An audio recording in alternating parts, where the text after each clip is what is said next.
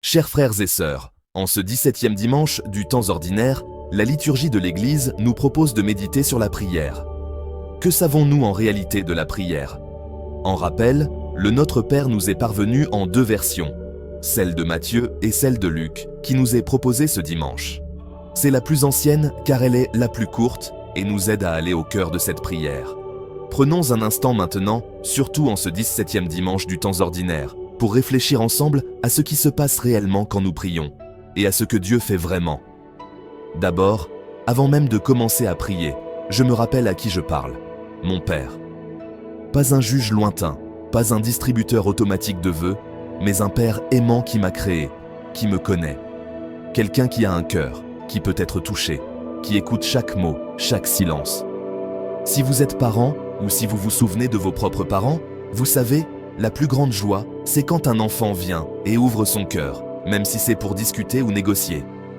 Vous vous souvenez d'Abraham? Il a osé discuter, même marchander, avec Dieu pour sauver les habitants de Sodome et Gomorrhe. Il ne s'est pas contenté de répéter des mots vides, il a parlé face à face, cœur à cœur. Mais soyons honnêtes, parfois, quand je prie, je parle juste dans le vide, sans vraiment regarder Dieu, juste en me regardant moi-même. Ce n'est pas la prière qu'on nous demande. Dieu veut que je vienne avec toutes mes tripes, mes cris, pas seulement mes mots. En hébreu, le mot prier n'existe pas. Ils utilisent le mot crier. Ils crient vers Dieu. Cela signifie que la prière est censée venir du plus profond de soi, pas seulement de ma tête, mais de mon cœur. Et parfois, comme tout bon parent, Dieu dit non, ou reste simplement silencieux. Non pas parce qu'il m'ignore, mais parce qu'il en sait plus que moi.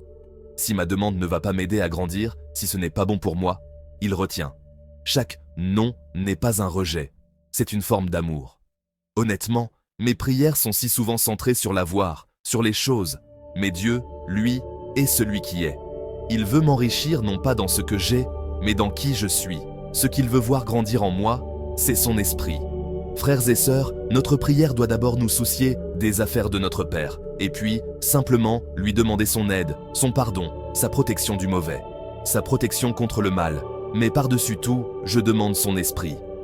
Rappelez-vous, dans l'évangile d'aujourd'hui, Jésus nous enseigne le Notre Père.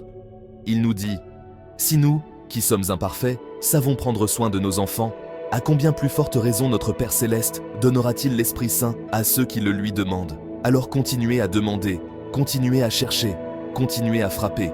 Ayez confiance que chaque réponse, oui, non ou silence, est une réponse d'amour, et que Dieu, le Père, le Fils et le Saint-Esprit vous bénissent toujours.